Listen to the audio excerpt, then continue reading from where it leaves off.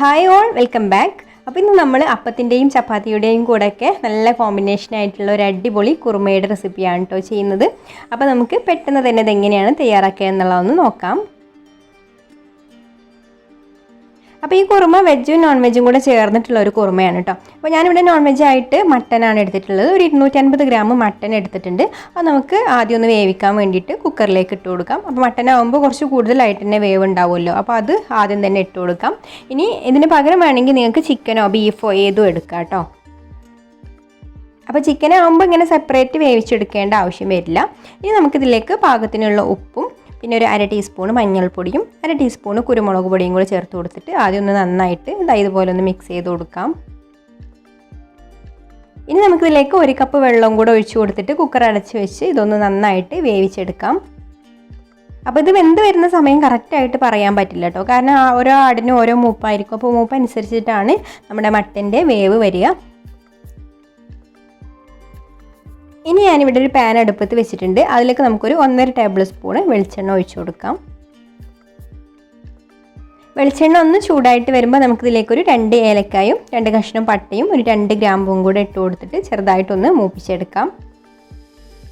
എന്നിട്ട് നമുക്കിതിലേക്കൊരു 1/2 table spoon ഇഞ്ചി ചതച്ചെടുത്തതും 1 table spoon വെളുത്തുള്ളി ചതച്ചതും അതുപോലൊരു 6 പച്ചമുളക് ചതച്ചതും കൂടെ ഇട്ട് കൊടുക്കുന്നുണ്ട്.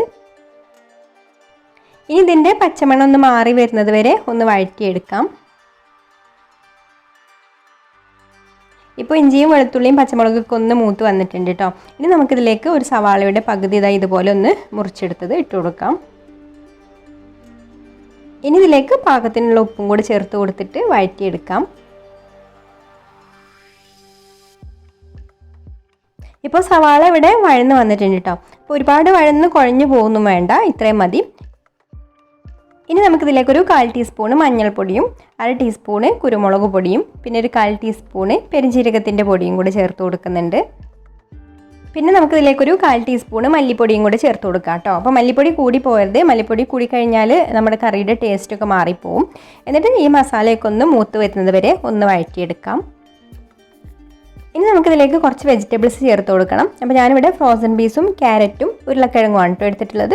അപ്പോൾ എല്ലാം ഇതുപോലെ മുറിച്ചെടുത്തിട്ടുണ്ട്. ഇനി നമുക്ക് ഇതും കൂടെ ചേർത്ത് കൊടുത്തിട്ട് ഒന്ന് നന്നായിട്ട് തന്നെ ഇളക്കി കൊടുക്കാം. അപ്പോൾ വെജിറ്റബിൾസൊക്കെ ഈ മസാലയൊക്കെ ആയിട്ട് നന്നായിട്ടൊന്ന് യോജിച്ച് വന്നതിന് ശേഷം നമുക്കിതിലേക്ക് പാകത്തിന് വെള്ളം ഒഴിച്ചു കൊടുക്കാം. ഒരു 1-1.5 കപ്പൊക്കെ വെള്ളം ഒഴിച്ചു കൊടുക്കാം കേട്ടോ. ഇത് വേവാൻ ആവശ്യമായിട്ടുള്ള വെള്ളം ഒഴിച്ചു കൊടുത്താൽ മതി. ഇനി നമുക്കിത് അടച്ച് വെച്ചിട്ട് വേവിച്ചെടുക്കാം.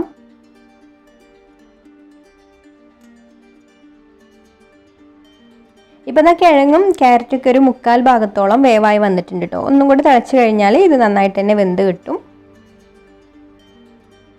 അപ്പോൾ നമ്മൾ ആദ്യം വേവിക്കാൻ വെച്ചിരുന്ന മട്ടൻ ഇപ്പോൾ വെന്ത് വന്നിട്ടുണ്ട് കേട്ടോ. അത് നമുക്ക് ഇതിലേക്ക് ചേർത്ത് കൊടുത്തിട്ട് ഇളക്കി കൊടുക്കാം.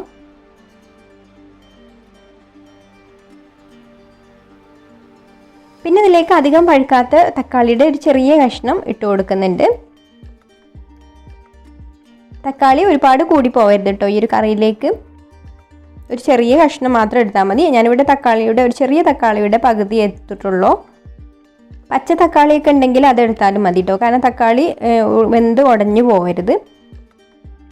ഇനി ഇതൊന്ന് നന്നായിട്ട് തിളച്ച് വരട്ടെ. അപ്പോഴേക്കും നമുക്കിതിലേക്കുള്ള അരപ്പൊക്കെ ഒന്ന് റെഡിയാക്കി എടുക്കാം. അപ്പോൾ അരപ്പിന് വേണ്ടിയിട്ട് ഞാനിവിടെ ഒരു 1/4 കപ്പ് അണ്ടിക്കണ്ണ എടുത്തിട്ടുണ്ട്, അല്ലെങ്കിൽ അണ്ടിപ്പരിപ്പ് ആയാലും മതി കേട്ടോ. അപ്പോൾ ഇത് നമ്മൾ ഫ്രിഡ്ജിൽ വെച്ചിട്ടുള്ള അണ്ടിക്കണ്ണ ആയതുകൊണ്ട് തന്നെ പെട്ടെന്ന് നമുക്ക് ഇതൊന്ന് പൊടിച്ചെടുക്കാം ആദ്യം. അല്ലെങ്കിൽ ഇത് വെള്ളത്തിലിട്ട് ഒന്ന് കുതിർന്ന് വന്നതിന് ശേഷം തേങ്ങയുടെ കൂടെ അരച്ചെടുത്താൽ മതി. അപ്പോൾ ഞാനിത് കുതിർത്ത് വെച്ചിട്ടില്ല കേട്ടോ, അതുകൊണ്ട് ആദ്യം ഇതൊന്ന് പൊടിച്ചെടുക്കുകയാണ്. അല്ലെങ്കിൽ പിന്നെ നമ്മൾ ഇതുപോലെ തന്നെ നേരിട്ട് തേങ്ങയിലിട്ട് കൊടുത്ത് അരക്കുകയാണെന്നുണ്ടെങ്കിൽ അരച്ചെടുക്കാൻ പറ്റില്ല, അത് ചെറിയ തരികളൊക്കെ ഉണ്ടാവും. അപ്പോൾ ആദ്യം ഇതുപോലെ ഒന്ന് പൊടിച്ചെടുത്തിട്ട് പിന്നെ നമുക്ക് അരച്ചെടുക്കാം. അപ്പോൾ ഇതുപോലെ ഞാൻ അണ്ടിക്കണ്ണ നന്നായിട്ട് പൊടിച്ചെടുത്തിട്ടുണ്ട്. ഇനി നമുക്കിതിലേക്ക് തേങ്ങ ഇട്ട് കൊടുക്കാം. തേങ്ങ എത്രയാണോ കറി വേണ്ടത് അതിനനുസരിച്ചിട്ട് എടുക്കാം കേട്ടോ. ഞാനിപ്പോൾ ഇവിടെ ഒരു 3 പിടി തേങ്ങ എടുത്തിട്ടുണ്ട്. ഇനി ഇതിലേക്ക് ആവശ്യത്തിന് വെള്ളം കൂടെ ഒഴിച്ചു കൊടുത്തിട്ട് ഇത് നന്നായിട്ടൊന്ന് അരച്ചെടുത്തിട്ട് വരാം. അപ്പോൾ തേങ്ങ ഇട്ട് കൊടുത്ത സമയത്ത് ഞാനിതിലേക്ക് കസ്കസ് ഇടാൻ മറന്നിരുന്നു കേട്ടോ. അപ്പോൾ ഒരു ടീസ്പൂൺ കസ്കസ് ഒന്ന് വെള്ളത്തിലിട്ട് നന്നായിട്ട് കുതിർത്ത് വെച്ചതായിരുന്നു. അതും കൂടി ചേർത്ത് കൊടുത്തിട്ട് നന്നായിട്ട് തന്നെ ഒന്ന് അരച്ചെടുക്കാം. ഇനി നമുക്ക് അരപ്പ് കറിയിലേക്ക് ഒഴിച്ചു കൊടുക്കാം. പിന്നെ ആവശ്യത്തിന് വെള്ളം കൂടെ ഒഴിച്ചു കൊടുത്തിട്ട് ഇത് നന്നായിട്ടൊന്ന് ഇളക്കി കൊടുക്കാം. ഇപ്പോൾ അരപ്പൊക്കെ നന്നായിട്ട് കറിയിൽ മിക്സ് ചെയ്തെടുത്തിട്ടുണ്ട്. ഇനി ഇതൊന്ന് തിളച്ച് വന്നതിന് ശേഷം നമുക്കിതിലേക്ക് ആവശ്യത്തിന് തേങ്ങാപ്പാൽ ഒഴിച്ചു കൊടുക്കാം. തേങ്ങാപ്പാൽ ഒഴിച്ചു കൊടുത്ത് ഒന്ന് മൊത്തത്തിൽ മിക്സ് ചെയ്ത് കൊടുത്ത ശേഷം ഉടനെ തന്നെ ഫ്ലെയിം ഓഫ് ആക്കാം കേട്ടോ. പിന്നെ കൂടുതലായിട്ട് തിളക്കരുത്. അപ്പോൾ ഇത്രയേ ഉള്ളൂ കേട്ടോ. നമ്മുടെ കറി ഇവിടെ റെഡി ആയിട്ടുണ്ട്. ഇനി ലാസ്റ്റായിട്ട് നമുക്കിതിലേക്ക് മല്ലിയില അരിഞ്ഞതും കൂടെ ഇട്ട് കൊടുക്കാം. അപ്പത്തിലേക്കും ചപ്പാത്തിയിലേക്കൊക്കെ നല്ല കോമ്പിനേഷനാണ് കേട്ടോ ഈ ഒരു കറി. അപ്പോൾ ഞാനിവിടെ ഇതിലേക്ക് പാലപ്പമാണ് ഉണ്ടാക്കിയെടുത്തിട്ടുള്ളത്. അപ്പോൾ നിങ്ങൾക്ക് ഈ റെസിപ്പി ഇഷ്ടമായിട്ടുണ്ടെങ്കിൽ ഒന്ന് ലൈക്ക് ചെയ്യുക, ഷെയർ ചെയ്യുക, നിങ്ങളുടെ അഭിപ്രായങ്ങളൊക്കെ കമൻറ്റ് ചെയ്യാം. അതുപോലെ ഈ ചാനൽ സബ്സ്ക്രൈബ് ചെയ്യാതെ കാണുന്നവരാണെങ്കിൽ ഒന്ന് സബ്സ്ക്രൈബും കൂടെ ചെയ്യണേ. അപ്പോൾ ഇനി മറ്റൊരു നല്ല റെസിപ്പിയുമായിട്ട് അടുത്ത വീഡിയോയിൽ കാണാം. താങ്ക്